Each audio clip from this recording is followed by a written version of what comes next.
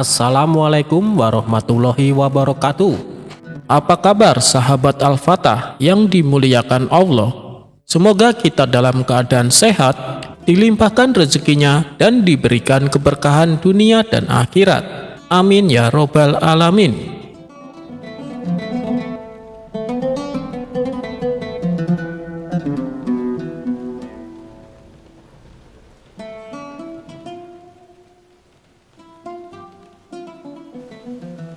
Di sebuah kota, hiduplah seorang pria yang dikenal sangat cerdik dan licik. Ia adalah seorang pedagang, tetapi ia sering menggunakan kecerdasannya untuk menipu orang lain. Suatu hari, ia menjual sebuah sumur tua kepada seorang guru yang bijaksana. Sumur itu sudah kering dan tidak terpakai, tetapi sang guru ingin memperbaikinya untuk kebutuhan desa. 2 hari kemudian, pedagang itu datang kembali ke rumah sang guru dengan wajah licik. "Wahai tuan guru," sapanya, "hamba datang ke sini untuk menagih. Kemarin hamba memang menjual sumurnya, tetapi air di dalamnya tidak termasuk. Jika tuan ingin menggunakannya, tuan harus membayar lagi," kata si pedagang. Sang guru tersenyum. Ia tahu pedagang itu hanya ingin menipu. Namun ia tidak marah. Ia membalas dengan senyuman yang lebih cerdik. "Ah, tuan pedagang, untunglah Anda datang. Saya juga sebenarnya mau datang ke rumah Anda," jawabnya. Pedagang itu merasa penasaran. "Untuk apa tuan?" tanyanya. "Saya mau bilang," kata sang guru, "silakan ambil air Anda dari sumur saya. Silakan gunakan sumur saya untuk mengambil air Anda. Kalau tidak, mulai besok saya akan mengenakan biaya sewa untuk air yang ada di dalam sumur saya," kata sang guru. Mendengar itu wajah pedagang itu langsung pucat. Ia kehabisan akal. Ia tahu ia tidak bisa mengambil air itu karena air itu ada di dalam sumur milik sang guru. Ia telah terjebak dalam perangkapnya sendiri. Wah, hamba cuma bercanda tuan," kata pedagang itu gugup. "Hamba tidak sungguh-sungguh." Sang guru tertawa. "Begitu ya rupanya cara orang seperti kamu menggunakan akal untuk menipu. Belajar dari guru tapi lupa dengan etika." Kisah ini menyebar ke seluruh kota dan sampai ke telinga Baginda Raja. Raja merasa penasaran dengan kecerdikan sang guru dan ia memanggilnya untuk menghadap. Sang guru datang ditemani oleh Abu Nawas. "Wahai tuan guru," kata raja, "aku mendengar tentang kisahmu. Aku rasa kau telah memberikan pelajaran yang sangat berharga." "Ampun Baginda," jawab sang guru, "hamba rasa hamba tidak melakukan apa-apa. Hamba hanya mengingatkan tuan pedagang tentang hak dan kewajiban. Ia punya hak untuk memiliki air itu, tetapi ia tidak punya hak untuk menyimpan air itu di dalam sumur saya. Jika ia ingin menyimpan air itu di dalam sumur saya, maka ia harus membayar sewa. Dan jika ia tidak ingin membayar, maka ia harus mengambil airnya. Itu adalah konsekuensi dari perbuatannya," jelas sang guru. Abu Nawas melangkah maju. "Baginda," katanya, "tuan guru ini benar. Banyak orang di dunia ini yang hanya tahu hak, tetapi lupa dengan kewajiban. Mereka hanya tahu mereka berhak mendapatkan, tetapi mereka lupa mereka juga punya kewajiban untuk memberikan." Pedagang itu, lanjut Abu Nawas, ia hanya tahu ia berhak memiliki air itu, tetapi ia lupa ia juga punya kewajiban untuk menjaga air itu di tempat yang benar. Dan karena ia tidak melakukan kewajibannya, ia tidak berhak untuk mendapatkan apa-apa. Baginda Raja mengangguk. Ia tahu Abu Nawas benar. Pedagang itu telah mendapatkan pelajaran yang sangat berharga. Sejak saat itu, pedagang itu bertobat. Ia tidak lagi menipu orang lain. Ia tahu Abu Nawas benar. Kecerdasan tanpa etika tidak akan pernah bisa bertahan.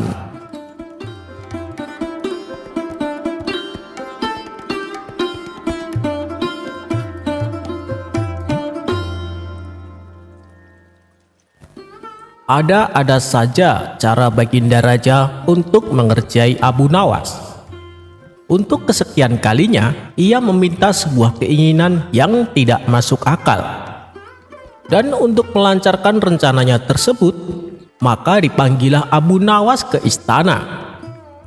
Singkat cerita, datanglah Abu Nawas menghadap. "Wahai Abu Nawas, aku ada tantangan untukmu. Apakah kamu mau melakukannya?" tanya Baginda Raja. Dengan penuh percaya diri, Abu Nawas menjawab, "Tentu saja Paduka, apa tantangannya?" Baginda Raja kembali berkata, "Apa kau yakin? Pikir dulu masak-masak sebelum terlanjur. Karena kalau sampai gagal, hukuman berat siap menantimu." Jelas Baginda Raja. Abu Nawas yang sudah berpengalaman dengan jebakan-jebakan sang raja tidak gentar sedikit pun menghadapinya. Bahkan menurutnya ini adalah peluang untuk mendapatkan uang yang banyak. "Hamba yakin Paduka, asalkan hadiahnya juga besar," celetuk Abu Nawas. "Jangan khawatir Abu Nawas, kalau berhasil aku akan memberimu 1000 dinar. Tapi kalau gagal, kamu harus meninggalkan Baghdad selamanya. Bagaimana? Apa kau setuju?" tanya Baginda Raja. "Siap Paduka yang mulia, beritahu saya apa tantangannya?" tanya Abu Nawas. "Begini Abu Nawas, aku ingin kamu mewujudkan satu permintaanku," perintah Baginda Raja. "Apa itu wahai Paduka?" tanya Abu Nawas kembali. "Aku ingin mendapatkan cincin ajaib," jawab Baginda Raja. "Cincin ajaib? Untuk apa Paduka?" tanya Abu Nawas merasa heran. "Supaya aku tidak bisa terlihat," jawab Baginda Raja. "Maksud Paduka cincin ajaib yang bisa membuat orang tidak terlihat?" tanya Abu Nawas memastikan. "Benar Abu Nawas," jawab Baginda Raja kembali. "Aduh, permintaan aneh macam apa lagi ini? Mana ada cincin ajaib seperti itu?" pikir Abu Nawas. Untuk beberapa saat Abu Nawas terdiam. Ia pun mulai terlihat cemas dan kebingungan. "Bagaimana Abu Nawas, apa kau sanggup untuk mendapatkannya?" tanya Baginda Raja memastikan. "Hamba sanggup Paduka, tapi beri waktu hamba seminggu," jawab Abu Nawas agak ragu-ragu. "Baiklah, permintaanmu aku turuti. Sekarang pulanglah Abu Nawas," balas Baginda Raja. Singkat cerita, setelah beberapa hari memutar otak, akhirnya Abu Nawas mendapat solusi yang tepat. Maka pergilah ia ke istana dengan membawa cincin permintaan Baginda Raja. "Kau hebat sekali Abu Nawas, belum genap seminggu, tapi kau sudah mendapatkan apa yang aku inginkan. Coba tunjukkan padaku cincinnya," pinta Baginda Raja. "Ini Paduka, saya mendapatkannya dengan bersusah payah," balas Abu Nawas. "Oh iya, di mana kau mendapatkannya?" tanya Baginda Raja. "Di sebuah tempat rahasia Paduka. Tempatnya sangat angker dan keramat. Di sana saya bertemu kakek sakti. Tapi sayang Paduka, kata kakek tersebut, cincin ini hanya bisa dipergunakan oleh saya," tutur Abu Nawas. "Oh, itu tidak masalah Abu Nawas. Yang terpenting kau bisa membuktikan bahwa cincin tersebut bisa membuat orang tidak terlihat," timpal Baginda Raja. "Tapi begini Paduka, kata kakek yang saya temui, ada satu lagi syaratnya," ujar Abu Nawas. "Apalagi Abu Nawas, kau jangan berbelit-belit, cepat tunjukkan padaku," perintah Baginda Raja. "Maaf Paduka, tapi cincin ini akan berfungsi manakala saya dalam keadaan terdesak," kata Abu Nawas beralasan. Karena penasaran, Baginda Raja terus mendesak Abu Nawas untuk membuktikannya. "Baiklah, kalau Paduka ingin bukti, mari ikut saya," ajak Abu Nawas. Abu Nawas pun mengajak Baginda Raja ke sebuah lorong istana yang berada di bawah tanah. Karena tempatnya gelap, Abu Nawas membawa obor api sebagai penerangan. "Kenapa harus ke sini Abu Nawas?" tanya Baginda Raja heran. "Tenang saja, tidak lama lagi Paduka akan melihat keajaiban cincin ini. Bukankah itu yang Paduka kehendaki?" balas Abu Nawas. Tiba-tiba saja Abu Nawas terpleset dan jatuh, sehingga obor apinya ikut terjatuh dan padam. Di saat suasana menjadi gelap, Abu Nawas berteriak minta bantuan kepada Baginda Raja. "Paduka, tolong saya, sepertinya kaki saya terkilir." Baginda Raja menyaut, "Kau di sebelah mana, Abu Nawas? Aku tak bisa melihatmu." "Aku di sini, Paduka," timpal Abu Nawas. "Di sini di mana? Aku tak bisa melihatmu," ujar Baginda Raja. Tak lama kemudian Abu Nawas kembali menyalakan obor api di tangannya. "Bagaimana sekarang, Paduka? Apakah Paduka sudah bisa melihatku?" tanya Abu Nawas. "Ya, aku bisa melihatmu. Kau masih bisa berjalan kan?" tanya balik Baginda Raja. "Bisa, Paduka. Ternyata kaki saya tidak terluka," jawab Abu Nawas. Abu Nawas pun mengajak Baginda Raja untuk kembali ke istana. Ketika sudah berada di dalam istana, Baginda Raja masih heran dan penasaran. "Mana Abu Nawas? Katanya kau akan membuktikan padaku," tanya Baginda Raja. "Loh, waktu di lorong tadi saya sudah membuktikannya, Paduka," jawab Abu Nawas. "Kapan? Aku tidak merasakannya," balas Baginda Raja. "Tadi waktu saya terjatuh dan minta tolong. Di saat saya terdesak, disitulah cincin tersebut bekerja. Bukankah waktu itu Paduka tidak bisa melihatku? Bahkan saya bertanya sampai 2 kali untuk memastikan. Tapi Paduka tetap mengatakan kalau Paduka tidak melihatku," terang Abu Nawas. Menyadari akan maksud perkataan Abu Nawas, seketika Baginda Raja tertawa. Karena Abu Nawas berhasil menghibur dan membuat Baginda Raja tertawa, Abu Nawas pun diberi hadiah sesuai dengan yang dijanjikannya.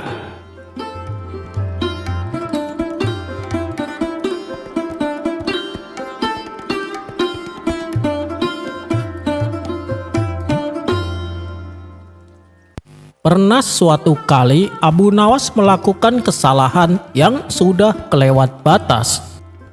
Dan satu-satunya hukuman yang pantas ia dapatkan adalah hukuman mati dengan dipancung. Maka dibawalah Abu Nawas ke tengah alun-alun dengan dikawal oleh beberapa prajurit istana. Sementara Algojo yang akan mengeksekusi tampak sudah siap dengan pedang di tangannya. Baginda Raja lalu berkata, "Wahai Abu Nawas, sebelum kau menemui ajalmu, aku berikan kau 2 keinginan." Abu Nawas membalas, "Ampun Paduka yang mulia, untuk kali ini biarlah hamba langsung dihukum mati saja. Sebab kalau saya menyebutkan 2 keinginan, saya tidak yakin Paduka bisa mengabulkannya." Mendengar perkataan tersebut, Baginda Raja merasa tersinggung. "Hei, kau jangan meremehkan aku. Aku bisa dengan mudah mengabulkan keinginanmu," kata Baginda Raja. "Maaf Paduka yang mulia, sekali lagi saya mohon maaf. Meskipun Paduka adalah raja yang sangat berkuasa dan punya kekayaan, tapi saya tidak yakin Paduka bisa mengabulkan keinginan saya," saut Abu Nawas. Merasa dirinya diremehkan, Baginda Raja tersulut emosinya. "Aku tahu maksudmu Abu Nawas, kau ingin langsung dihukum mati agar rakyat menganggapku sebagai raja yang zolim. Tapi ketahuilah, aku tak akan biarkan hal itu terjadi. Jadi, aku akan tetap memberimu 2 keinginan sebelum kau menemui ajalmu," tukas Baginda Raja. "Baiklah, kalau Paduka memaksa, saya akan mengatakan 2 keinginan saya. Tapi sebelumnya, izinkan saya bertanya. Bila Paduka tidak sanggup mengabulkan, apakah Paduka akan membebaskan saya?" tanya Abu Nawas. Ditantang demikian, Baginda Raja tak mau kalah gertak. Ia pun mengiyakannya. "Baik, saya setuju. Asalkan jangan minta dibatalkan hukuman matinya. Atau jangan memaksaku untuk melakukan perbuatan yang aneh-aneh," balas Baginda Raja. "Hal itu tak mungkin aku lakukan Paduka," sahut Abu Nawas. "Bagus, sekarang apa permintaanmu yang pertama?" "Permintaanku yang pertama, aku ingin makan bawang putih 1 piring," jawab Abu Nawas. Baginda Raja pun tertawa dengan permintaan aneh tersebut. "Hei, Abu Nawas, jangankan bawang putih, satu nampan kambing guling pun aku bisa dengan mudah mengabulkannya, kata Baginda Raja sambil tertawa. Maka dibawakanlah satu piring bawang putih ke hadapan Abu Nawas. Abu Nawas pun memakannya sampai tak tersisa. Sekarang apa permintaanmu yang terakhir? Tanya Baginda Raja. Permintaanku yang terakhir adalah aku ingin mencium kedua pipi orang yang sangat aku sayangi, sekalian mengucapkan perpisahan kepadanya, jawab Abu Nawas. Oh, itu mudah saja. Aku akan dengan senang hati mengabulkannya, balas Baginda Raja. Kemudian Baginda Raja menyuruh beberapa pengawal untuk menghadirkan istri dan anak-anak Abu Nawas. Maaf Paduka yang mulia, maksud saya bukan mereka, jelas Abu Nawas. Lalu, siapa orang yang kau maksud? Tanya Baginda Raja. Orang yang saya maksud adalah Paduka Raja sendiri, jawab Abu Nawas. Aku? Kenapa harus aku? Tanya Baginda Raja heran. Karena Paduka adalah orang yang berjasa mempertemukan saya dengan Tuhan. Jadi tak ada salahnya kan kalau saya mencium kedua pipi Paduka sembari mengucapkan salam perpisahan, jawab Abu Nawas. Tentu saja keinginan Abu Nawas ini ditolak oleh Baginda Raja. Ia tak mau dipermalukan di hadapan rakyat dengan dicium kedua pipinya oleh Abu Nawas. Tapi setelah lama berpikir, dengan berat hati Baginda Raja bersedia mengabulkannya. Baiklah Abu Nawas, tapi sebelum kau menciumku, apa alasanmu melakukan hal itu? Tanya Baginda Raja penasaran. Begini Paduka, supaya nanti kalau di alam kubur dan malaikat bertanya siapa yang membuatku kemari, saya akan menjawabnya bahwa orang yang membuatku kemari adalah orang yang sangat aku sayangi. Buktinya adalah sebelum ajalku tiba, saya sempat berpamitan dan mencium kedua pipinya. Dengan begitu, malaikat tidak akan murka kepada Paduka, jelas Abu Nawas. Kemudian dipersilahkanlah Abu Nawas mendekat ke pipi Baginda Raja. Sebelum Abu Nawas menciumnya, ia berkata tepat di depan hidung Baginda Raja. Wahai Paduka yang mulia, sebelum ajalku tiba, sebelum datangnya kematianku, saya ingin mengatakan. Belum sempat Abu Nawas menyelesaikan perkataannya, tiba-tiba Baginda Raja jatuh pingsan. Bau mulut yang dikeluarkan saat Abu Nawas berbicara membuat Baginda Raja tak kuat menahannya. Apalagi Baginda Raja sangat alergi dengan bawang putih. Dan ketika Baginda Raja telah siuman, Abu Nawas kembali mendekatkan mulutnya tepat di depan hidung Baginda Raja. Paduka yang mulia, saya belum sempat menyelesaikan kalimatnya. Baiklah, kita ulangi sekali lagi, ucap Abu Nawas. Berhenti Abu Nawas, cepat menjauh dariku, bentak Baginda Raja. Tapi Paduka, saya belum menyampaikan salam perpisahan dan belum juga mencium kedua pipi Paduka, saut Abu Nawas. Kok gila ya, dengan bau mulut seperti itu kau berkata tepat di depan hidungku. Apalagi akan mencium pipiku. Bisa-bisa aku yang mati duluan sebelum kamu, hardik Baginda Raja. Lalu bagaimana ini Paduka? Kalau Paduka tidak bisa mengabulkan keinginanku yang kedua, berarti saya harus dibebaskan sesuai dengan kesepakatan kita sebelumnya, jelas Abu Nawas. Kurang ajar Abu Nawas, ada saja cara dia lolos dari hukuman, gerutu Baginda Raja. Akhirnya, berkat akal cerdiknya, Abu Nawas kembali dibebaskan dari hukuman mati.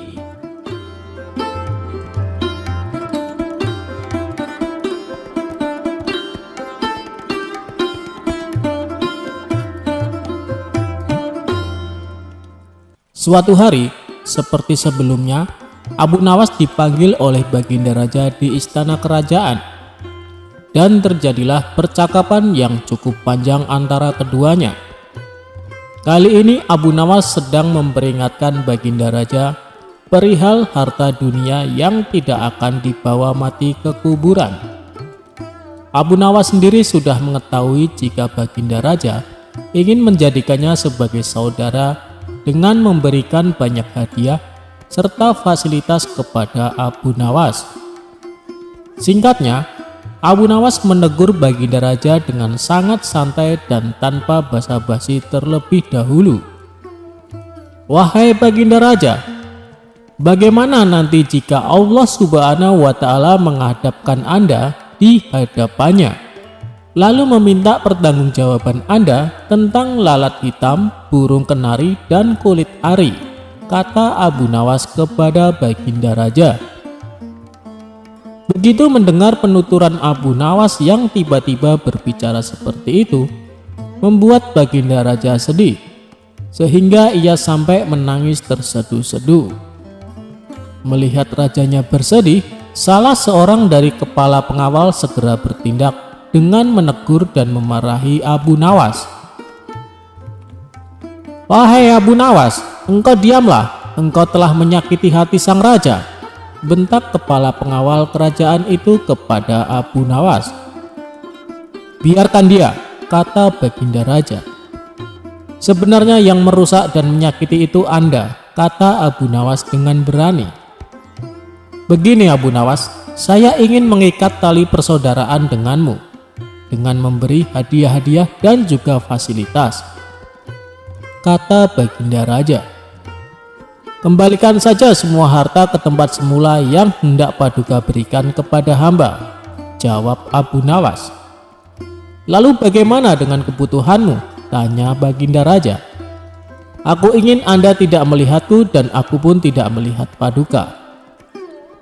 Ketahuilah, wahai Amirul Mukminin, Aiman bin Nail dari Qudamah bin Abdullah Al-Kalabi pernah berkata, aku telah melihat Rasulullah Shallallahu Alaihi Wasallam melempar jumroh Aqobah di atas untanya yang kemerah-merahan tanpa ada pukulan dan tidak pula dengan pengusiran," jawab Abu Nawas. Setelah berkata demikian, Abu Nawas segera meninggalkan istana sambil bernyanyi. Berikut nyanyian Abu Nawas. "Persiapanmu telah memenuhi bumi sepenuhnya, hambamu mendekat dan sekarang apa? Bukankah engkau akan mati dalam kuburan? Pewarismu mengelilingi, hartamu tak dapat engkau gunakan lagi." Cerita tersebut memberi pesan jika dunia ini hanya tempat persinggahan yang sementara. Hidup dengan memiliki harta yang banyak tidak dilarang dalam agama Islam. Namun mencintai harta dan melupakan Allah Subhanahu wa Ta'ala adalah perbuatan yang sangat hina dalam agama Islam. Pesan Abu Nawas kepada orang yang suka pamer harta. Siapa yang tak mengenal Abu Nawas? Sosok penyair cerdik yang dikenal memiliki selera humor tinggi ini begitu masyhur di kalangan umat Islam. Meskipun tingkahnya yang nyeleneh, tetapi Abu Nawas merupakan seorang yang cerdas. Dikisahkan ada seorang pemuda yang gemar bersedekah kepada tetangga dan orang-orang terdekat. Ia juga dikenal sebagai sosok yang sederhana dan ramah. Akan tetapi, setelah mendapat warisan, kehidupannya berubah. Bukannya semakin rajin berbagi, ia justru menghamburkan uang tersebut untuk bersenang-senang. Dirinya bahkan membeli barang-barang mewah dan membangun rumah yang sangat besar seperti istana. Sejak saat itu, banyak orang di sekitarnya yang ingin menjadi temannya. Mereka mendadak bersikap baik kepada si pemuda tersebut. Baru beberapa hari tinggal di rumah barunya, ia sengaja membuat suasana menjadi meriah. Hampir setiap hari, ia bersama teman-teman barunya melakukan pesta dengan jamuan makanan yang sangat banyak. Hal tersebut ia lakukan hingga tak terasa uang, barang mewah, dan semua hartanya telah habis. Begitu juga dengan teman-temannya yang mulai menjauhi dirinya. Setelah itu, ia mulai menyadari kesalahannya. Saat dalam kondisi sendiri tanpa ada teman, saudara, maupun harta yang baru saja hilang dari kehidupannya itu. Sekarang hanya ada penyesalan atas apa yang ia perbuat. Di tengah-tengah kemalangannya itu, suatu hari ia berencana menemui Abu Nawas untuk meminta nasihat dan motivasi. Saat bertemu Abu Nawas, ia langsung mengutarakan maksud dari kedatangannya itu. "Wahai Tuan Abu Nawas, kini uangku sudah habis tak tersisa, dan kawan-kawanku telah menjauh meninggalkanku sendiri. Kini apa yang harus kuperbuat?" kata pemuda itu mengeluh. "Jangan khawatir kawan, segalanya akan kembali seperti semula. Tunggu saja beberapa hari ke depan, engkau akan kembali bahagia dengan harta-hartamu yang dulu," tutur Abu Nawas menenangkan suasana. "Jadi maksud Tuan saya akan kembali kaya seperti dulu?"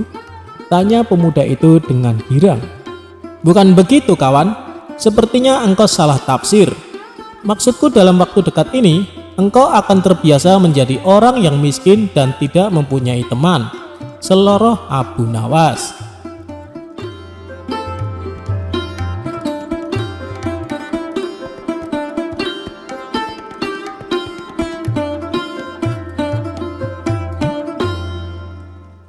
Dikisahkan, ada tetangga Abu Nawas yang terkenal sangat kikir dan bakhil.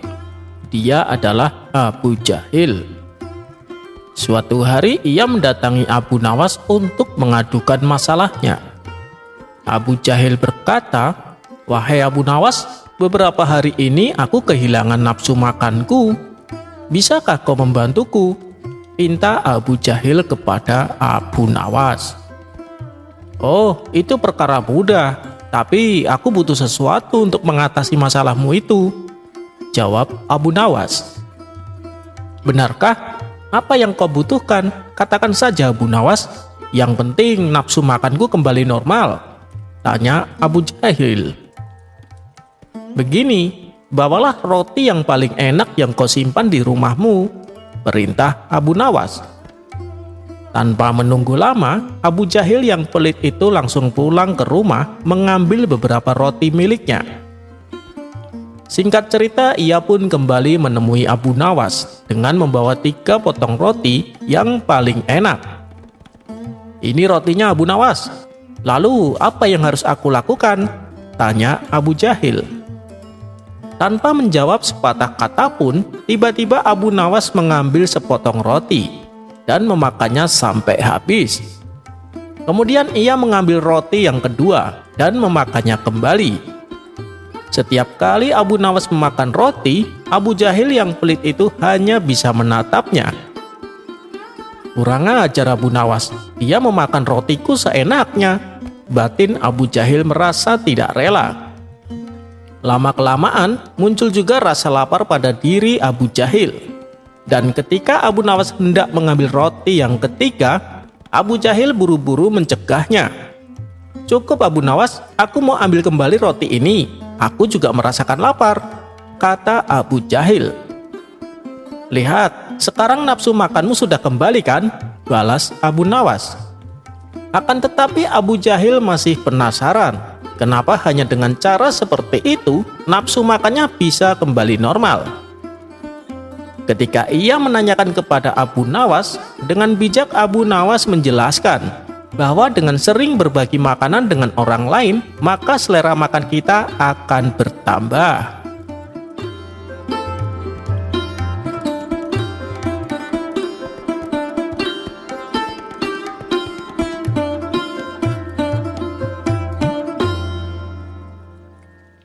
Suatu ketika, Abu Jahal yang merupakan tetangga dekat Abu Nawas sedang mempersiapkan pesta besar di rumahnya. Hampir semua kerabat dan tetangga terdekat diundang, kecuali Abu Nawas. Meski demikian, Abu Nawas tidak menaruh rasa benci kepada Abu Jahal, sebab ia tahu persis wataknya. Mengenai pesta yang akan Abu Jahal adakan tanpa mengundang Abu Nawas, sebenarnya hanya bertujuan ingin membalas dendam. Pasalnya, selama ini usaha Abu Jahal untuk mengerjai Abu Nawas selalu gagal. Dan menurutnya, kali ini dengan rencana membuat pesta besar di rumah, bisa dengan puas meledek Abu Nawas. Pesta yang akan diselenggarakannya terbilang tidak main-main. Abu Jahal bahkan mengundang koki ternama dari negeri seberang. Ia rela membayar upah cukup mahal supaya bersedia memasak di rumahnya. Tentu saja, karena yang memasak adalah koki ternama, cita rasa masakan yang dibuatnya pastilah lezat dan menggugah selera. Kala itu Abu Nawas yang sedang duduk di depan rumah tanpa sengaja mencium aroma masakan yang begitu lezat. Betapa nikmatnya aroma masakan ini, apalagi kalau sampai memakannya, gumam Abu Nawas. Ia pun penasaran, dari mana asal aroma masakan itu. Abu Nawas lalu berjalan menelusuri mencari asal bau masakan yang lezat tersebut. Dan ternyata berasal dari rumah Abu Jahal yang sedang mempersiapkan pesta. Melihat kehadiran Abu Nawas di rumahnya, terbesit di benak Abu Jahal untuk meledeknya. Tapi ternyata itu tidak jadi dilakukan, sebab Abu Jahal mendapatkan ide yang lebih konyol. "Abu Nawas, ngapain kamu di situ?" teriak Abu Jahal. Abu Nawas yang sedang asik menghirup aroma masakan langsung kaget mendengar teriakan Abu Jahal. "Tidak ngapa-ngapain Abu Jahal," sahutnya. "Kamu jangan bohong Abu Nawas, kurang ajar, kamu pasti sedang mencuri bau masakanku," timpal Abu Jahal. Namun Abu Nawas tidak menghiraukan Abu Jahal. Ia memilih balik ke rumah. Tapi ketika baru saja melangkah, Abu Jahal langsung menghalanginya. "Tunggu, kamu tidak boleh pergi seenaknya. Kamu harus membayar bau masakan yang kamu curi," bentak Abu Jahal. Perkataan Abu Jahal ini sempat membuat Abu Nawas heran dan terkejut. "Apa? Bayar? Hanya mencium bau masakan disuruh bayar?" tanya Abu Nawas tidak percaya. "Benar, karena masakanku ini dibuat oleh koki profesional dengan bayaran mahal," jawab Abu Jahal sombong.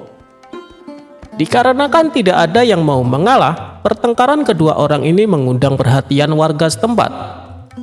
Para warga pun langsung mengerumuni mereka berdua dengan tujuan melerai. Sudah, begini saja. Daripada kalian ribut di sini, lebih baik masalah ini kalian bawa ke pengadilan. Biar Tuan Hakim yang menentukan siapa yang benar dan siapa yang salah," saran dari salah seorang warga. "Baik, saya tidak takut. Ayo kita ke rumah Tuan Hakim," tantang Abu Jahal. Maka keduanya pun diantar warga pergi menuju rumah Tuan Hakim. "Ada masalah apa ini?" tanya Tuan Hakim. Abu Nawas lalu menceritakan secara detail kronologi masalah yang dialami. "Masa sih hanya mencium bau masakan disuruh bayar Tuan Hakim? Ini kan aneh," kata Abu Nawas heran. Abu Jahal tidak mau kalah berargumen. "Tuan Hakim, bila seseorang mengambil sesuatu milik orang lain, sedangkan orang lain itu tidak ikhlas, bukankah itu namanya mencuri?" tanya Abu Jahal. "Benar, orang tersebut bersalah dan bisa dituntut hukuman," jawab Tuan Hakim. "Nah, begitu juga dengan hamba Tuan Hakim. Di rumah hamba sedang memasak makanan lezat, dan Abu Nawas ini telah menghirup aroma masakan yang berasal dari rumah hamba, sedangkan hamba tidak ikhlas Tuan Hakim. Bukankah itu termasuk perbuatan mencuri?" tanya Abu Jahal lagi. "Oleh karena itu, hamba menuntut supaya Abu Nawas membayarnya," kata Abu Jahal melanjutkan. Ada benarnya ucapan Abu Jahal, tapi masa iya hanya gara-gara mencium masakan harus disuruh bayar, pikir Tuan Hakim. Sementara Abu Nawas melihat gelagat Tuan Hakim yang tampak kebingungan menangani masalah ini. Abu Nawas tahu Tuan Hakim adalah orang bijak, tapi karena pintarnya Abu Jahal dalam mengolah kata, membuat Tuan Hakim jadi kebingungan. "Begini saja Tuan Hakim, hamba mengaku telah bersalah dan hamba bersedia membayar," ujar Abu Nawas. "Tapi Abu Nawas, apa kamu yakin?" tanya Tuan Hakim merasa tidak tega. "Ya Tuan Hakim, hamba tidak keberatan," jawab Abu Nawas. "Baiklah Abu Jahal, berapa Abu Nawas harus membayarmu?" tanya Tuan Hakim. 100 dinar Tuan Hakim, jawab Abu Jahal. 100 dinar, yang benar saja kamu, tanya Tuan Hakim terkejut. Hamba serius Tuan Hakim, masakan yang baunya dicium Abu Nawas itu hidangan mahal. Belum lagi koki yang masak sengaja didatangkan dari negeri seberang. Bayarannya sangat mahal. Jadi wajar kalau hamba menuntut ganti rugi 100 dinar, balas Abu Jahal. Bagaimana Abu Nawas? Apakah kamu bersedia? Tanya Tuan Hakim kepada Abu Nawas. Dengan tersenyum Abu Nawas menjawab, hamba bersedia Tuan Hakim, tapi hamba minta izin pulang ke rumah untuk mengambil uang 100 dinar, pinta Abu Nawas.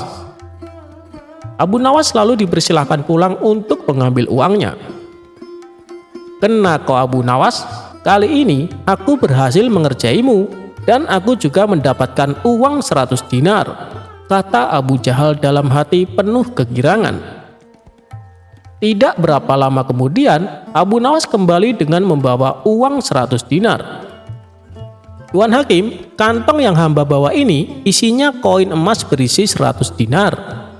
Tapi sebelumnya, hamba ingin memperlihatkan kepada Tuan Hakim supaya benar-benar percaya kalau uang di dalam kantong ini berjumlah 100 dinar, tutur Abu Nawas. Abu Nawas lalu memberikan kantongnya kepada Tuan Hakim dan disuruh menghitung jumlahnya. Setelah selesai menghitung, Tuan Hakim pun mengembalikannya kepada Abu Nawas. Benar Abu Nawas, uangnya berjumlah 100 dinar, ucap Tuan Hakim. Kemudian Abu Nawas menggoyang-goyangkan kantong tersebut hingga terdengar suara gemerincing kepingan uang yang berasal dari kantong miliknya. Hei Abu Jahal, apakah kau mendengar suara kepingan uang ini? Tanya Abu Nawas. Ya, aku mendengarnya. Sini, berikan uangnya kepadaku, pinta Abu Jahal tidak sabar. Bukannya barusan aku sudah memberimu, kenapa malah minta uang ini? Ujar Abu Nawas. Mana? Sepeser pun aku belum menerimanya, protes Abu Jahal. Agar keributan tidak terjadi lagi, Tuan Hakim lalu menengahi. Maksudnya bagaimana Abu Nawas? Aku tidak mengerti, tanya Tuan Hakim. Begini Tuan Hakim, yang hamba curikan bau masakan, bukan masakannya. Jadi hamba membayarnya pakai suara duitnya saja, bukan duitnya, kata Abu Nawas menjelaskan. Mendengar itu, Tuan Hakim pun manggut-manggut membenarkan ucapan Abu Nawas. Bagaimana Abu Jahal? Apakah kau keberatan? Tanya Tuan Hakim. Abu Jahal hanya terdiam. Ia tidak menyangka Abu Nawas bisa sampai secerdik itu. Dia pun kecewa karena gagal mendapatkan uang 100 dinar. Baiklah, aku rasa kasus ini sudah selesai dan ditutup, pungkas Tuan Hakim. Lagi-lagi Abu Jahal kalah oleh Abu Nawas.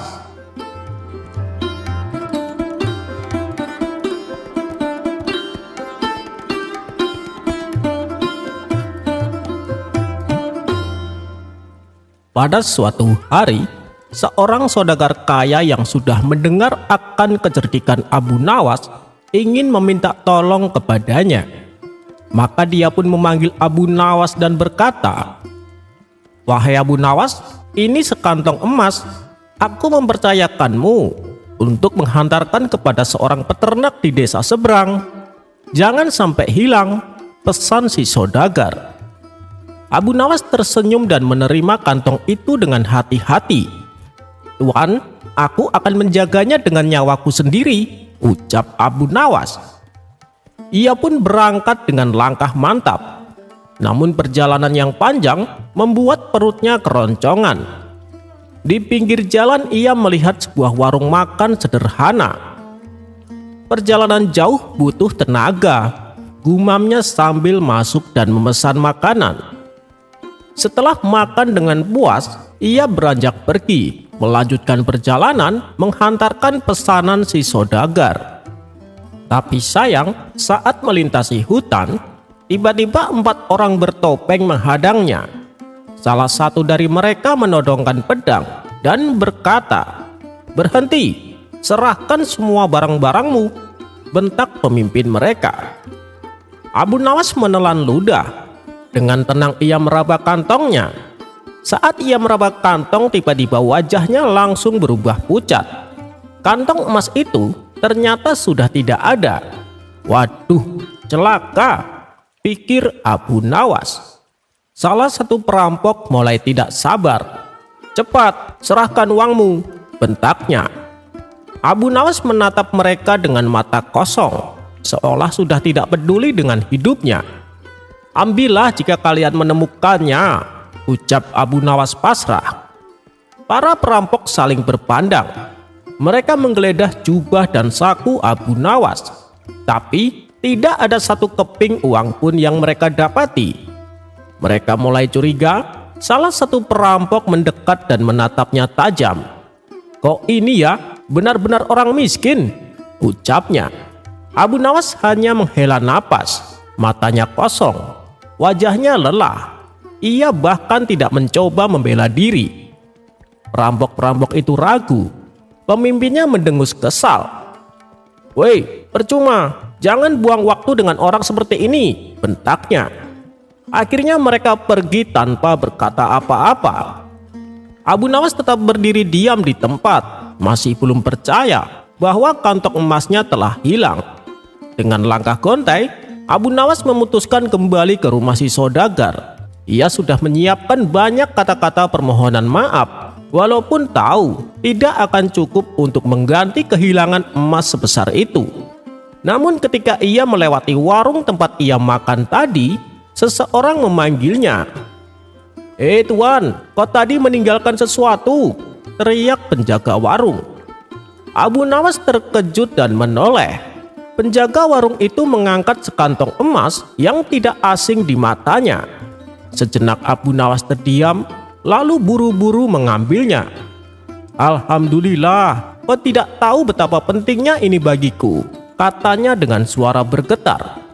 Penjaga warung tersenyum. "Aku tahu ini pasti milik orang yang penting, makanya aku simpan baik-baik," ucapnya. Abu Nawas hampir menangis karena lega. Tanpa buang waktu, ia langsung bergegas ke rumah peternak dan menyelesaikan tugasnya. Untuk kedua kalinya, gerombolan perampok itu melihat Abu Nawas melintas. Tapi kali ini Abu Nawas tampak santai saja. Karena para perampok tidak melakukan aksinya, mereka berpikir bahwa Abu Nawas hanya orang miskin yang tidak mempunyai barang berharga apapun.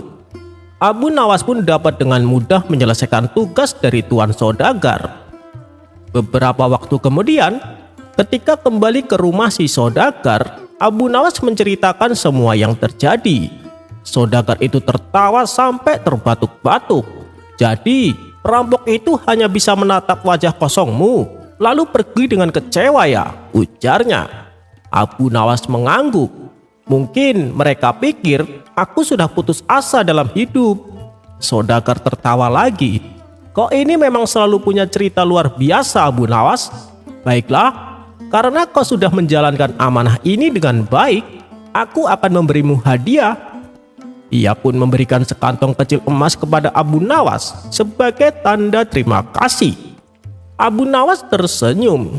"Terima kasih tuan, aku janji tidak akan kehilangan yang ini." Mereka berdua pun tertawa bersama. Pesan dari cerita ini adalah jangan terburu-buru dalam perjalanan. Selalu pastikan barang berharga sebelum beranjak. Kadang ketenangan dan ekspresi kita bisa lebih ampuh dari 1000 kata. Rezeki yang sudah ditakdirkan untukmu tidak akan tertukar.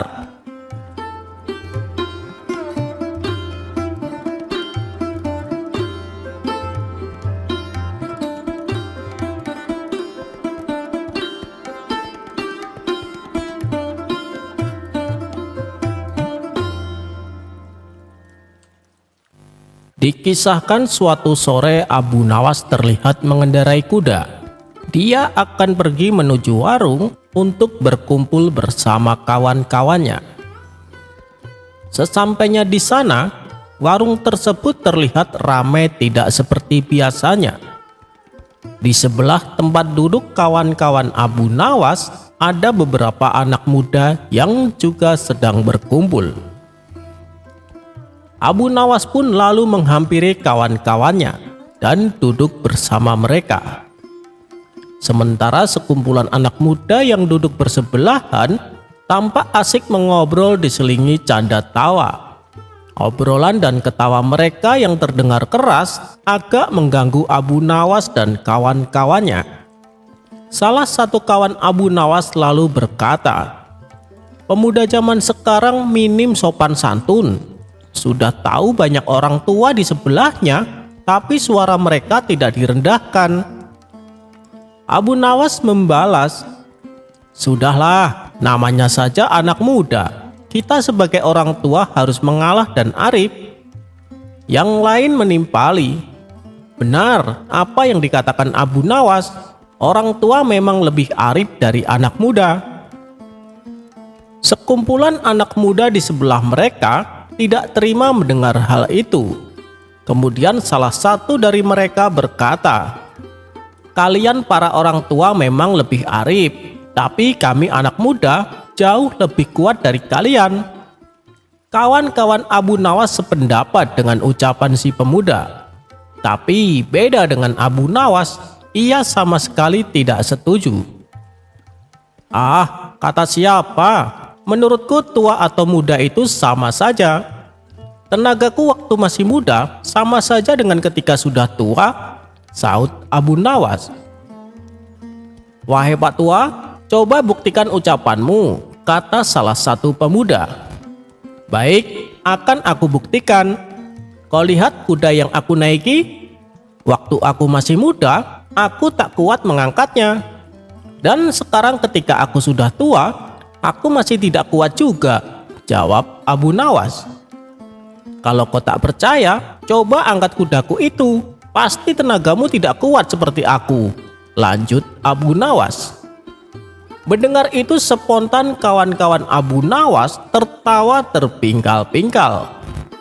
Adapun si pemuda berlalu meninggalkan Abu Nawas dengan menahan rasa malu.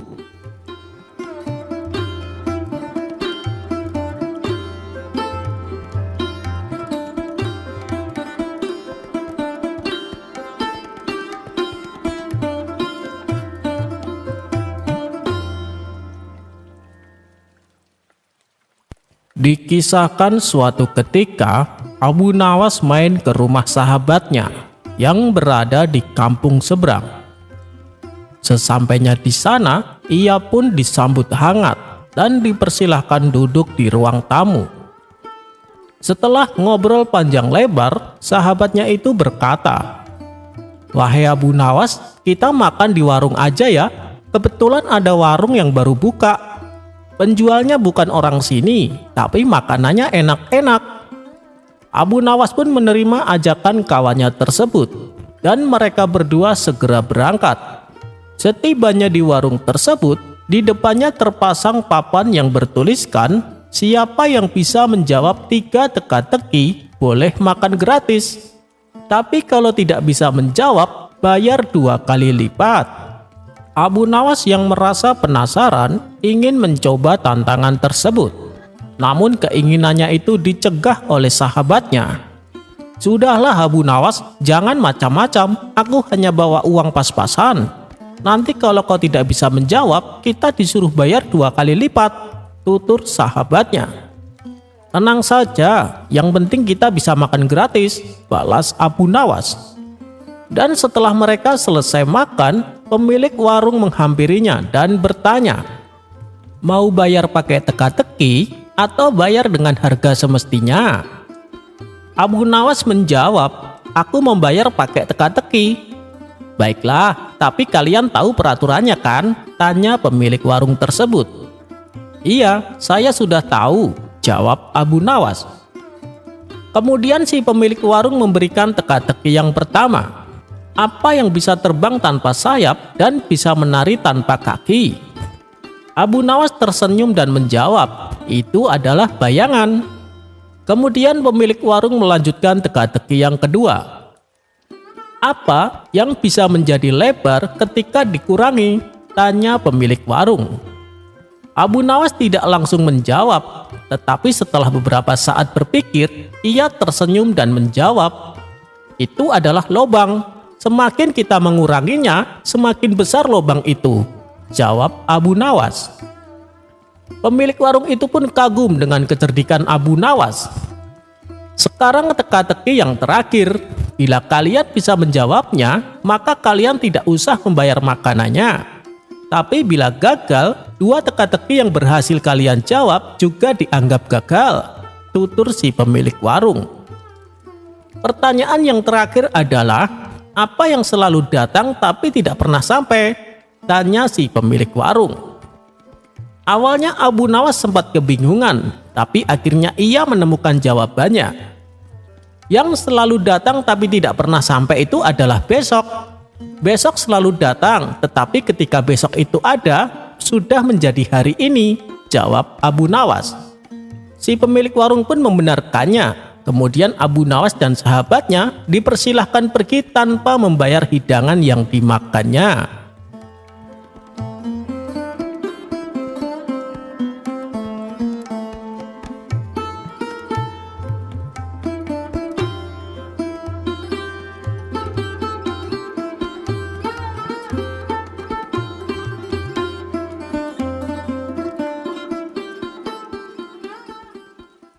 Dikisahkan ketika Abu Nawas jalan-jalan di pasar, ia melihat ada seorang darwis yang sedang berbelanja. Darwis itu adalah seorang yang dikenal akan sifat bijaknya. Setelah selesai dengan belanjaannya, ia memasukkan semua barangnya ke dalam karung. Namun karena barang belanjaannya lumayan banyak, sang darwis tak kuat mengangkatnya. Ia pun berinisiatif mencari kuli panggul yang biasa berseliweran di pasar. Akan tetapi tak ada satupun yang ia temui. Kemudian matanya tertuju kepada sosok Abu Nawas. "Wahai Abu Nawas, kemarilah," panggil sang darwis. Abu Nawas pun segera menghampirinya. "Ada apa, Tuan?" tanya Abu Nawas. "Aku sedang butuh seseorang untuk membawakan barang-barangku. Maukah kau menolongku?" kata sang darwis. "Boleh saja. Berapa upahnya?" tanya Abu Nawas kembali. "Biasanya sih 5 dinar, Abu Nawas. Tapi maukah kau bayar dengan upah yang lebih pantas?" balas sang darwis. "Oh ya, apa itu?" tanya Abu Nawas. "3 buah nasihat yang berharga," jawab sang darwis. Mendengar itu Abu Nawas sejenak terdiam. Uang dapat kuperoleh kapan saja, tapi kalau nasihat yang berharga tidak mudah untuk didapatkan. Apalagi yang berkata adalah orang bijak seperti dia. Pasti akan sangat bermanfaat nih, pikir Abu Nawas. Akhirnya Abu Nawas pun menyetujuinya. "Baiklah Tuan, aku bersedia. Kalau boleh tahu, apa isi barang belanjaanmu?" tanya Abu Nawas. "Isinya beberapa piring dan gelas, jadi kau harus hati-hati membawanya," jawab sang darwis. Setelah itu Abu Nawas segera memikul karung barang belanjaannya. Karena jaraknya lumayan jauh, mereka berdua harus beristirahat selama 3 kali berturut-turut. Pada istirahat pertama, Abu Nawas memanfaatkan untuk meminta nasihat kepada sang darwis. "Tuan, apa nasihat yang pertama?" tanya Abu Nawas. "Jangan percaya kepada siapapun. Bila ada yang mengatakan padamu bahwa lebih baik lapar daripada terlalu kenyang," kata darwis memberitahu. Tak lama setelah itu, mereka berdua pun melanjutkan perjalanannya. Lalu pada istirahat yang kedua, Abu Nawas kembali bertanya, "Wahai Tuan, apa nasihat yang kedua?" Sang darwis membalas, "Jangan percaya kepada siapapun bila ada yang mengatakan padamu bahwa lebih baik berjalan kaki daripada mengendarai kuda." Mendengar itu Abu Nawas mengerenyitkan dahi. "Nasihat macam apa itu? Semua orang juga tahu." "Oh, mungkin dia sengaja sedang menguji kesabaranku. Kalau aku mau bersabar, pasti akan berbuah keindahan. Nanti di nasihat yang ketiga, dia pasti akan memberikan nasihat yang sesungguhnya," pikir Abu Nawas. Akhirnya waktu yang ditunggu pun tiba. Ketika mereka istirahat yang ketiga kalinya, Abu Nawas sudah tak sabar untuk mendengarnya. "Wahai Tuan, nasihat yang ketiga bagaimana?" tanya Abu Nawas. Sang darwis pun menjawab, "Jangan percaya kepada siapapun bila ada yang mengatakan padamu bahwa hati manusia itu kuat bagaikan karang. Justru hati manusia itu lemah dan rentan. Apabila hati manusia terlukai, maka mustahil akan kembali seperti semula. Seperti halnya gelas dan piring yang kau bawa. Apabila jatuh dan pecah, maka mustahil untuk mengembalikannya seperti semula. Oh iya, aku tambahkan satu nasihat lagi untukmu sebagai hadiah atas kepatuhanmu terhadapku. Jangan pernah percaya kepada siapapun bila ada yang mengatakan bahwa seorang darwis lebih bodoh darimu." Mendengar itu, Abu Nawas ketika langsung emosi. "Kurang ajar, aku telah dikerjai sama darwis ini," gerutu Abu Nawas. Akan tetapi dia berusaha menahan amarahnya. Abu Nawas pun berpura-pura terkesima dengan semua nasihat yang didengarnya. "Sungguh luar biasa, nasihat Tuan sangat berguna dan mengubah pola pikir saya," puji Abu Nawas. "Tapi ada satu nasihat yang masih saya ragukan kebenarannya," kata Abu Nawas melanjutkan. "Yang mana saya kira semua nasihat yang kuberikan padamu tak ada yang perlu diragukan lagi. Tapi kalau kau ingin membuktikannya, silahkan saja. Kau tak yakin bahwa makan terlalu kenyang lebih baik daripada menahan lapar? Atau kau juga tak yakin bahwa mengendarai kuda lebih baik daripada berjalan kaki?" tanya sang darwis. Bukan itu," jawab Abu Nawas. Tiba-tiba Abu Nawas membanting karung yang berisi belanjaan milik sang darwis. Seketika gelas dan piring yang ada dalam karung tersebut menjadi pecah berantakan. "Hei Abu Nawas, apa yang kau lakukan?" bentak sang darwis.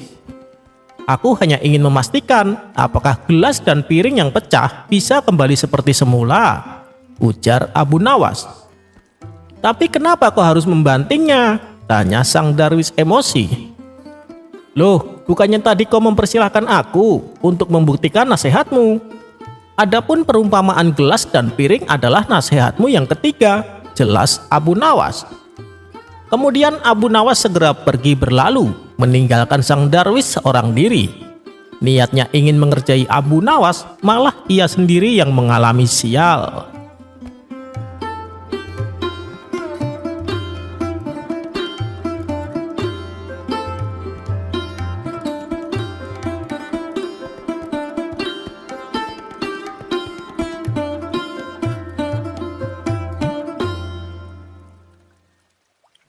Menjadi orang terkenal pintar dan cerdik di kampungnya, pastilah Abu Nawas mendapat banyak pujian dari masyarakat.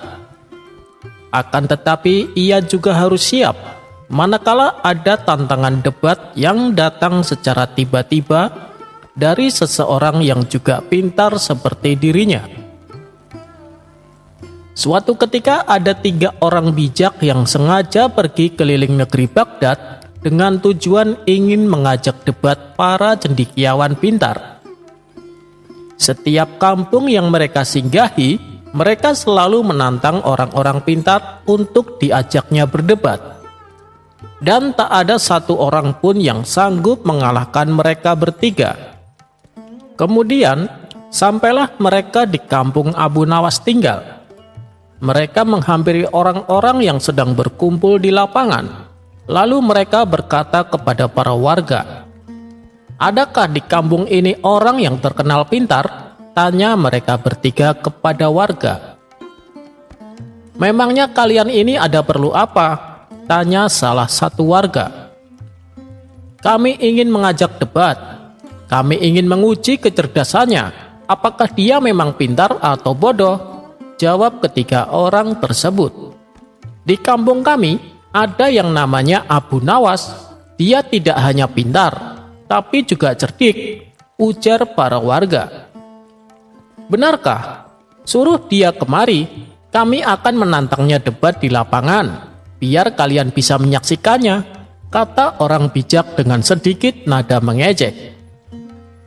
Maka salah satu warga segera bergegas menuju rumah Abu Nawas. Setibanya di rumah Abu Nawas, orang itu pun berkata, "Hei Abu Nawas, ada 3 orang bijak dari negeri seberang. Mereka ingin menantangmu berdebat, dan sekarang mereka sedang menunggumu di lapangan," kata orang itu kepada Abu Nawas. "Aku tidak mau meladeni hal-hal seperti itu. Tidak ada faedahnya sama sekali," balas Abu Nawas. "Tapi mereka bertiga tingkahnya sombong sekali, seolah tidak ada yang lebih pintar selain mereka," tukas orang itu. "Udah, biarkan saja mereka," jawab Abu Nawas tak peduli. "Iya sih, benar. Tapi bukankah kewajiban kita kepada sesama muslim adalah menyadarkan saudaranya yang berbuat salah? Dan ini adalah tanggung jawabmu Abu Nawas untuk menyadarkan mereka," ujar orang tersebut. "Loh, kenapa tiba-tiba kamu malah menyalahkan saya? Apa urusannya?" hardik Abu Nawas. "Sebab orang yang terkenal cerdik dan pintar di kota ini ya cuma kamu Abu Nawas. Saya yakin kamu bisa mengalahkan mereka. Dengan begitu mereka bisa menyadari akan kesombongannya," kata orang itu menjelaskan. Sejenak Abu Nawas terdiam merenungi ucapan orang tersebut. Benar juga apa yang dia ucapkan, batin Abu Nawas. "Baiklah, mari kita ke sana," ajak Abu Nawas yang akhirnya mengiyakan permintaannya itu. Ketika sampai di lapangan, ternyata sudah banyak warga berkumpul yang sudah tak sabar ingin menyaksikannya. Kemudian Abu Nawas menghampiri ketiga orang itu. "Kamukah yang bernama Abu Nawas, yang katanya orang paling pintar di kampung ini?" tanya mereka dengan nada meremehkan. Mereka bertiga pun kemudian tertawa melihat penampilan Abu Nawas yang tidak meyakinkan. "Iya, benar wahai Tuan yang budiman, saya Abu Nawas," jawab Abu Nawas dengan sopan. "Baiklah, kita mulai saja acara perdebatan ini. Kami tak ingin membuang-buang waktu kami untuk meladeni orang seperti kamu," ujar mereka bertiga diiringi gelak tawanya. "Silahkan wahai Tuan yang budiman, karena kalian tamu kami, maka sebagai rasa hormat kami, kalian yang bertanya duluan," usul Abu Nawas. Ketiga orang itu sangat senang mendapat kesempatan bertanya duluan. Maka dengan congkaknya orang pertama bertanya kepada Abu Nawas, "Hei Abu Nawas tolol, di manakah letak pusat bumi ini?" Abu Nawas hanya tersenyum dibilang tolol. Ia pun lalu menjawab, "Ah, itu sih pertanyaan gampang. Pusat bumi berada tepat di bawah telapak kaki saya," jawab Abu Nawas. "Bagaimana kau bisa membuktikan hal itu?" tanya orang pertama kembali. "Kalau Tuan yang budiman tidak percaya, silahkan Tuan ukur sendiri," jawab Abu Nawas enteng. Tampaknya jawaban itu telah membuat orang pertama tertegun. Ia hanya bisa diam saja dan tak bisa mengelak. Lalu tibalah giliran orang kedua bertanya kepada Abu Nawas. "Hei Abu Nawas, kamu pernah melihat bintang di langit kan?" tanya orang itu. "Ya, setiap malam aku sering melihatnya," jawab Abu Nawas. "Nah, pertanyaannya adalah, berapakah jumlah bintang di langit?" tanya orang itu kembali. "Jumlahnya adalah sama dengan jumlah bulu yang ada di keledai itu," jawab Abu Nawas sambil menunjuk seekor keledai yang ada di sampingnya. "Bagaimana kamu bisa membuktikan hal itu?" tanya orang kedua itu dengan suara tinggi. "Nah, kalau Tuan tidak percaya, hitung saja rambut yang ada di keledai ini. Nanti Tuan akan tahu kebenarannya," ujar Abu Nawas. "Itu sih akal-akalan kamu saja Abu Nawas. Jawabanmu tidak masuk akal dan sangat bodoh. Mana ada orang bisa menghitung bulu keledai?" sanggah orang itu tidak terima. "Kalau Anda menganggap saya bodoh, berarti Anda juga bodoh. Bagaimana mungkin orang bisa menghitung bintang di langit?" balas Abu Nawas tak mau kalah. Orang kedua langsung terdiam mendengar jawaban Abu Nawas. Pertanyaan yang diajukannya malah menjadi senjata makan tuan bagi dirinya. Ia pun tak bisa mengelaknya. Sekarang giliran orang ketiga yang akan mengajukan pertanyaan. Orang ketiga ini terlihat sangat geram kepada Abu Nawas. Lantaran tak ingin dipermainkan seperti kedua temannya, ia pun mengajukan pertanyaan dari jawaban Abu Nawas. "Hei, Abu Nawas, tampaknya kamu tahu betul tentang keledai. Coba sebutkan berapa jumlah bulu keledai itu." "Aku ingin kamu menghitungnya," kata orang ketiga dengan nada ketus. "Tentu saja saya tahu, wahai Tuan yang budiman, jumlahnya sama persis dengan rambut yang ada pada kaki Anda. Kalau Tuan tidak percaya, saya akan menghitungnya sekarang di hadapan Tuan," balas Abu Nawas. "Bagaimana cara kamu menghitungnya?" tanya orang itu heran. "Oh, itu sih gampang, Tuan yang budiman. Saya akan mencabut satu persatu rambut di kaki Anda. Begitu juga dengan bulu keledainya. Mari kita hitung sama-sama," ajak Abu Nawas kepada orang ketiga. Tentu saja orang itu menolak ajakan Abu Nawas. Ia hanya terdiam, tak berani menyanggahnya lagi. Kalau sampai ia menuruti ajakan Abu Nawas, akibatnya ia sendiri yang akan menderita. Ia tak sanggup membayangkan betapa pedih dan sakitnya apabila rambut di kakinya dicabut satu persatu. Mereka bertiga pun akhirnya mengakui kecerdasan dan kecerdikan Abu Nawas. Mereka juga meminta maaf karena sebelumnya telah menganggap remeh Abu Nawas.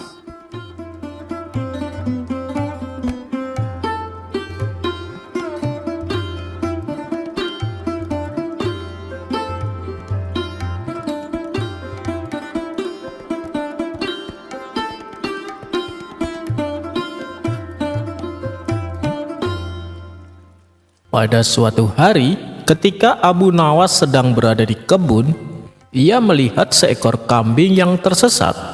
Untuk memastikan bahwa kambing tersebut tidak ada pemiliknya, ia pun tengok kanan kiri melihat sekeliling, tidak ada siapa-siapa.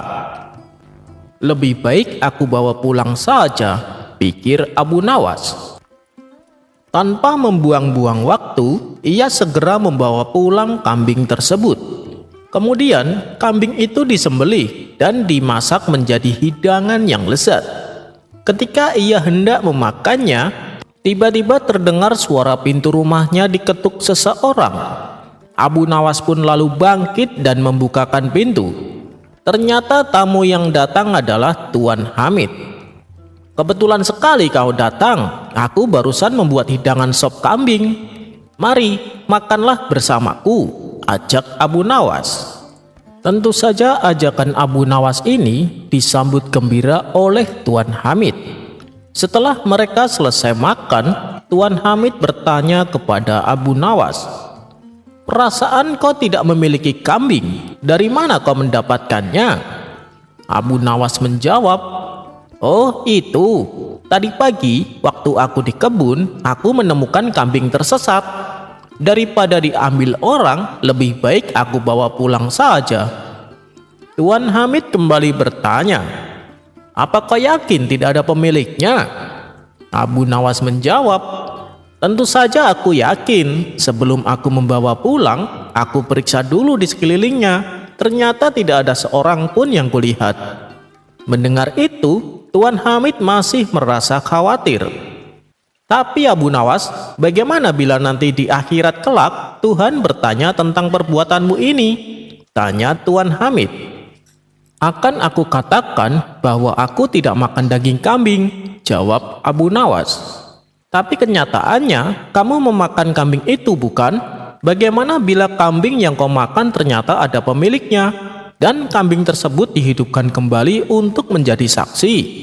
tanya Tuan Hamid. "Itu malah bagus. Bila ia hidup kembali, aku akan mengembalikannya kepada pemiliknya.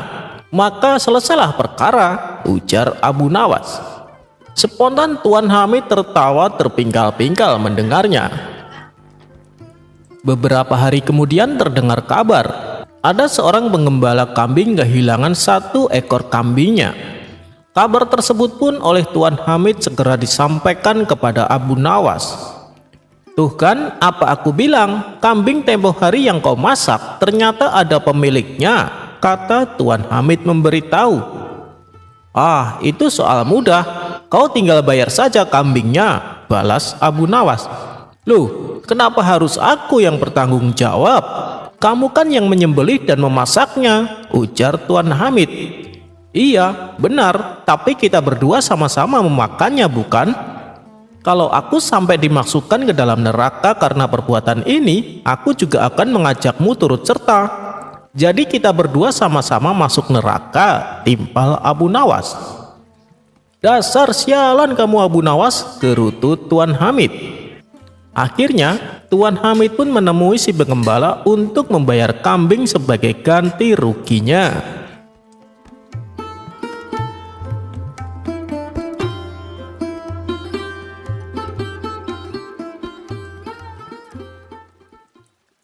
Dikisahkan, ketika Abu Nawas hendak ke rumah Abu Jahil, di tengah jalan ia berpapasan dengan beberapa pengawal istana. Wahai Tuan Abu, kebetulan sekali kita ketemu di sini. Ada yang ingin saya sampaikan, kata salah satu pengawal. Memangnya ada penting apa? Tanya Abu Nawas. Kemudian mereka memberitahu bahwa hari ini Abu Nawas diperintah Baginda Raja untuk datang menghadap ke istana. Abu Nawas pun bingung, karena hari ini ia sudah berjanji akan membantu Abu Jahil membetulkan genteng rumahnya yang bocor. Tapi kalau ia menolak perintah tersebut, bisa-bisa Baginda Raja akan menghukumnya. Namun Abu Nawas adalah tipe orang yang selalu menepati janji. Ia pun memilih membantu Abu Jahil daripada menemui Baginda Raja. Akhirnya ia menemukan solusi supaya tidak perlu datang ke istana tanpa mendapatkan hukuman sang raja. Ia lalu berkata kepada para pengawal bahwa dirinya tidak bisa menghadap sang raja karena ada suatu alasan. Mendengar penjelasan Abu Nawas, mereka pun mengucapkan bela sungkawa dan pergi berlalu dari hadapan Abu Nawas. Sementara Abu Nawas kembali melanjutkan perjalanannya menuju rumah Abu Jahil. Setibanya di sana, Abu Nawas disambut hangat. Terima kasih Abu Nawas, kau sudah berkenan mau membantuku, kata Abu Jahil. Iya nih, padahal tadi ada utusan istana menyuruhku untuk menghadap raja, jawab Abu Nawas. Lalu bagaimana? Apakah kamu tidak jadi membantuku? Tanya Abu Jahil dengan nada kecewa. Jangan khawatir, aku sudah janji sama kamu, jadi tidak mungkin aku ingkari. Aku terpaksa menolak perintah sang raja, jelas Abu Nawas. Kau serius Abu Nawas? Apa kau tidak takut dihukum? Tanya Abu Jahil cemas. Dengan tersenyum Abu Nawas berkata, sudah, tak perlu kau risaukan. Ayo aku bantu betulkan gentengmu. Melihat sikap Abu Nawas yang sangat peduli terhadapnya, membuat Abu Jahil merasa terharu. Abu Jahil pun menyesali sikapnya yang selama ini selalu memusuhi Abu Nawas. Ternyata kau adalah kawan yang baik Abu Nawas. Kau rela menolak perintah raja hanya demi untuk membantuku, pikir Abu Jahil. Tak terasa air mata Abu Jahil menetes membasahi pipi. Hei Abu Jahil, mana tangganya? Teriak Abu Nawas dari luar. Abu Jahil bergegas mengambil tangga dan memberikan kepada Abu Nawas. Abu Nawas pun naik ke atap dan mulai membetulkan genteng. Tidak berapa lama kemudian, datanglah tetangga Abu Nawas. Hei Abu Nawas, turunlah sebentar. Ada hal penting yang ingin aku katakan, teriak tetangganya itu.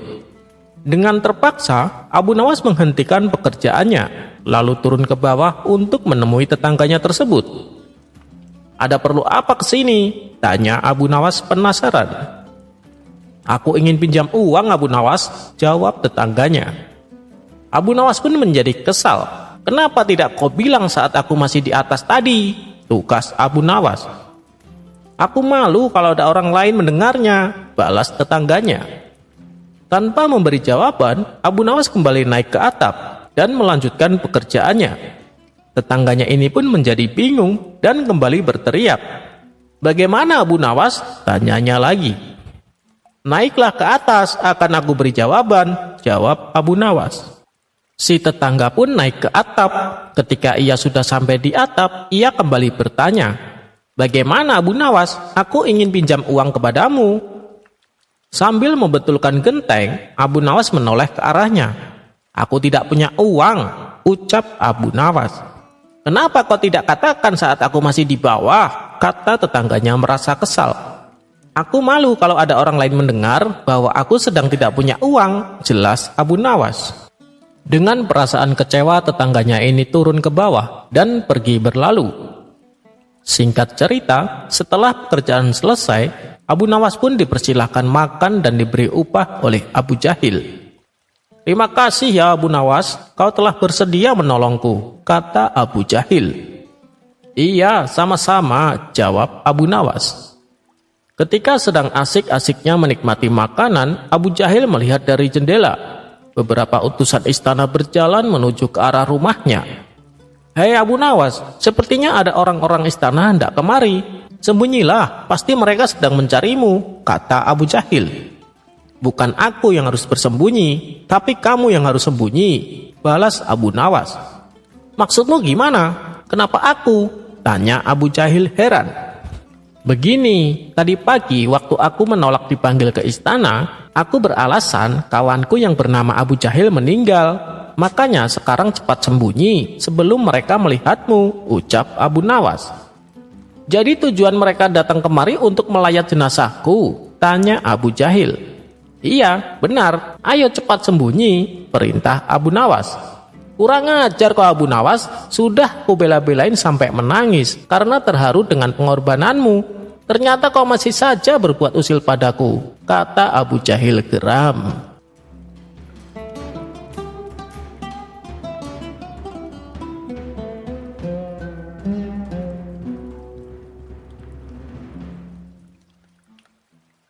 Dikisahkan, di suatu daerah di kota Baghdad, terdapat sumur angker yang dihuni oleh jin yang jahat.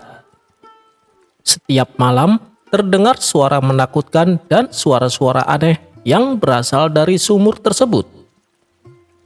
Meskipun demikian, kedalaman sumur tersebut hanya sekitar 1 meter dan tidak ada airnya sama sekali. Namun, karena saking angkernya, sehingga banyak warga sekitar tak berani mendekatinya.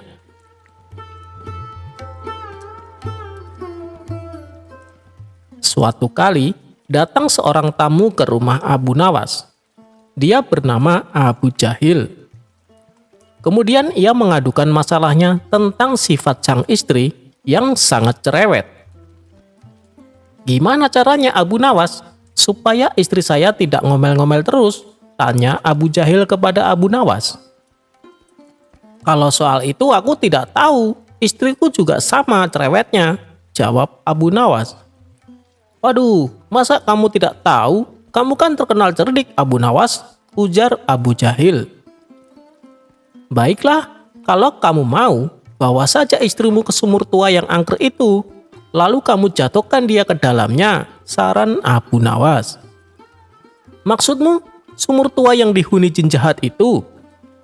"Waduh, bisa-bisa istriku malah mati tenggelam. Aku tidak mau Abu Nawas," tolak Abu Jahil. "Tenang, istrimu tidak akan tenggelam. Itu kan sumur kering, tidak ada airnya, dan dalamnya juga cuma 1 meter, jelas Abu Nawas. "Tapi apa mungkin bisa berhasil?" tanya Abu Jahil ragu-ragu. "Saya sendiri juga belum tahu Abu Jahil, tapi setidaknya istrimu akan bertemu jin jahat itu, dan pasti dia akan ketakutan. Mungkin saja karena rasa takutnya itu, sifat cerewet istrimu akan hilang," balas Abu Nawas. "Baiklah kalau begitu, besok saya akan ajak istriku ke sana," timpal Abu Jahil.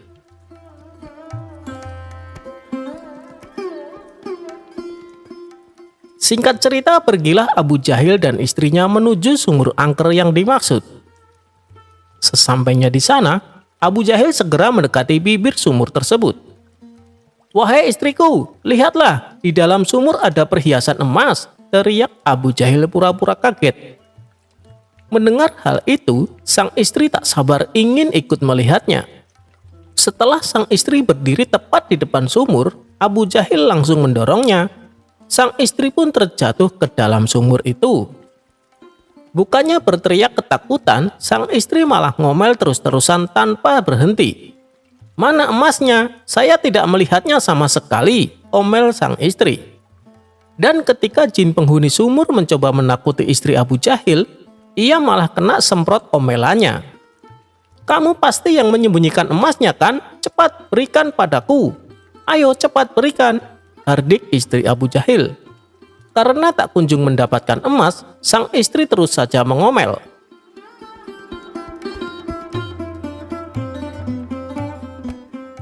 Tidak lama kemudian, muncul sosok bayangan hitam keluar dari sumur itu.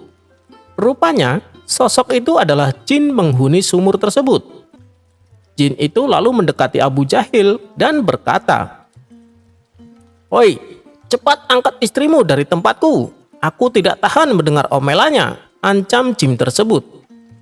Dengan penuh ketakutan, Abu Jahil langsung mengangkat istrinya dari sumur angker itu.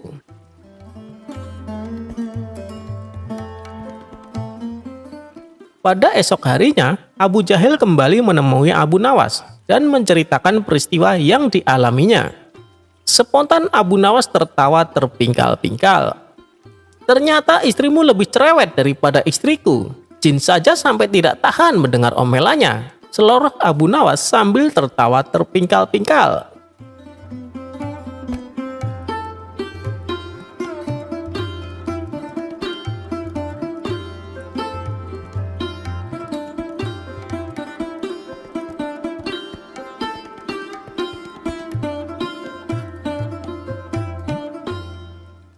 Abu Nawas menjebak si tukang sihir.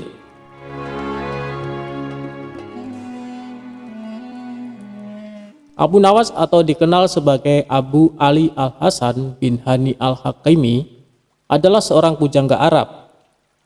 Abu Nawas dilahirkan di kota Ahvaz di negeri Persia. Dengan darah Arab dan Persia mengalir di tubuhnya.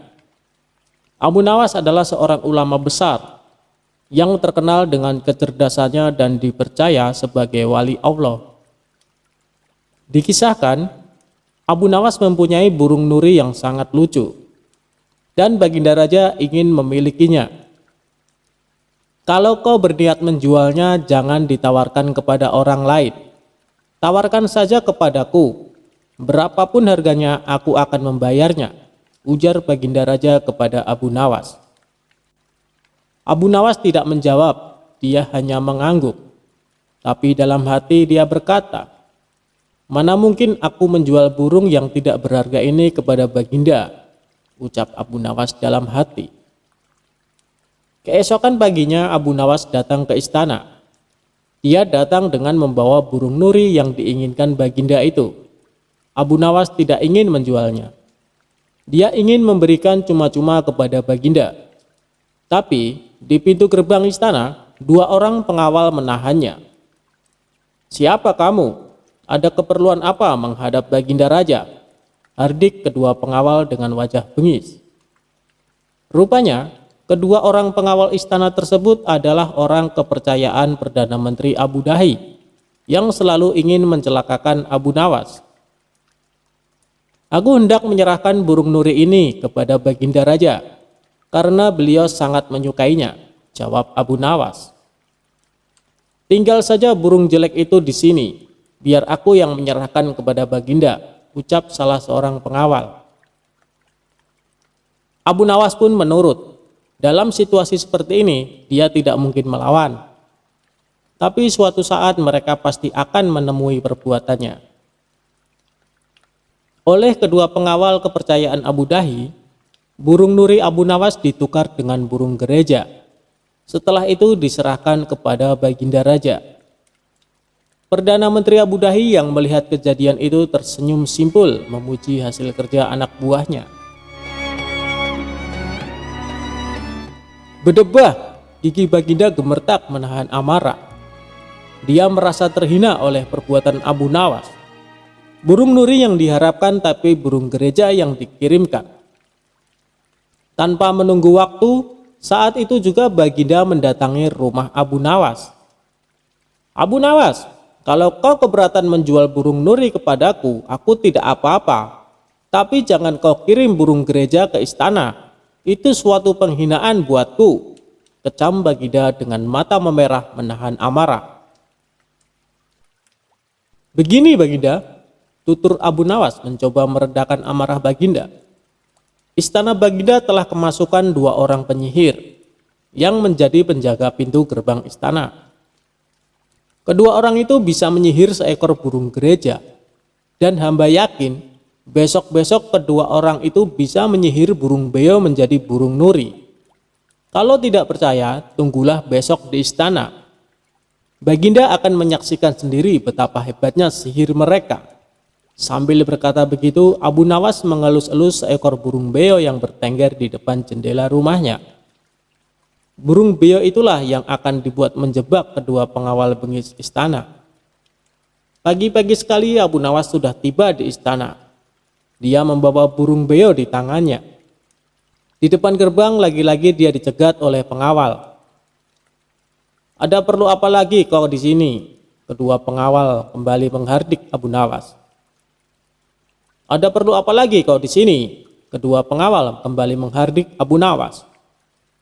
Sudah ku bilang, kau tidak akan bisa bertemu Baginda, ucap sang pengawal. Maaf, kemarin aku keliru.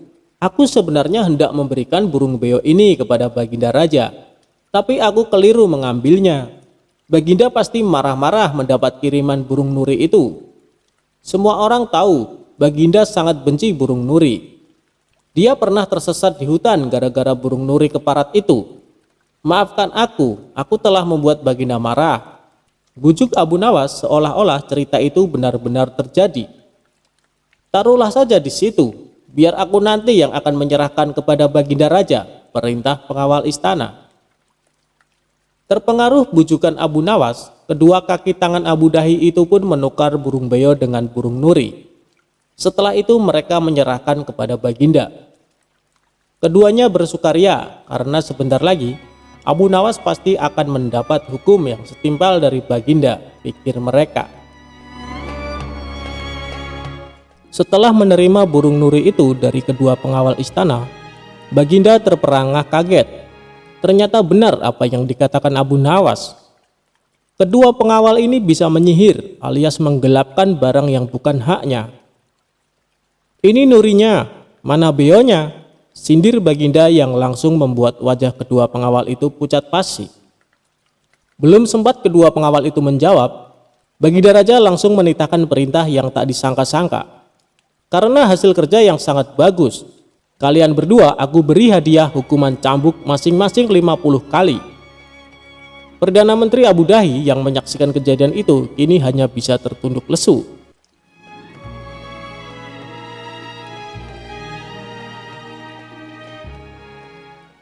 Abu Nawas menangkap pencuri dengan tongkat ajaib. Pada suatu hari, kota Baghdad digemparkan dengan terjadinya pencurian di rumah saudagar kaya raya, dan ada sebanyak uang 100 dinar lenyap di gondol pencuri. Nampaknya pencuri tersebut sangat profesional. Buktinya saja sudah banyak petugas dikerahkan untuk mengejar pencuri itu, namun si maling tak kunjung ketangkap. Sang saudagar kaya raya semakin gusar dibuatnya.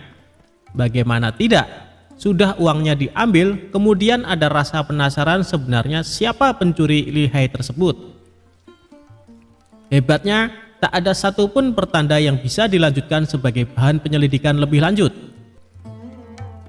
Bahkan, meskipun telah mendesak pejabat setempat, tetap saja hasilnya nihil. Pada akhirnya sang saudagar membuat keputusan. Barang siapa yang mencuri hartanya dan dia mau mengembalikan, maka dia akan mendapatkan hak separuh dari harta yang dicuri tersebut. Namun meskipun sudah diberikan pengumuman tersebut, si pencuri tak kunjung memperlihatkan batang hidungnya. Bahkan si pencuri ini merasa nyaman dan aman karena tak satupun orang yang mengetahui ulahnya. Tidak putus asa, sang saudagar akhirnya membuat sayembara baru. Barang siapa yang berhasil mendapatkan pencuri tersebut, maka dia akan mendapatkan seluruh harta tersebut. Tentu saja sayembara ini sangat menarik warga Baghdad.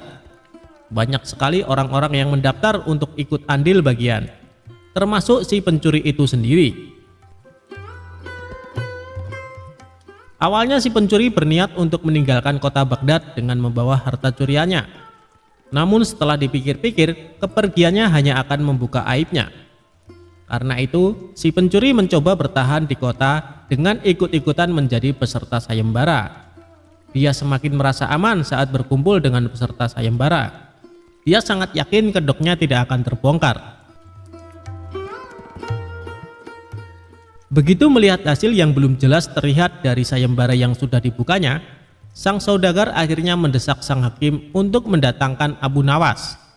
Namun sayangnya, Abu Nawas pada hari itu sedang berada di Damaskus dan baru bisa pulang pada esok harinya. Semua harapan bertumbuh pada Abu Nawas. Kasak-kusuk begitu gencar di kalangan warga. Mereka menebak apakah Abu Nawas mampu menguak teka-teki tersebut. Sementara itu, si pencuri hatinya menjadi ciut karena dia tahu bagaimana kemampuan Abu Nawas dalam memecahkan masalah. Pada keesokan harinya, Abu Nawas datang dengan membawa tongkat banyak sekali.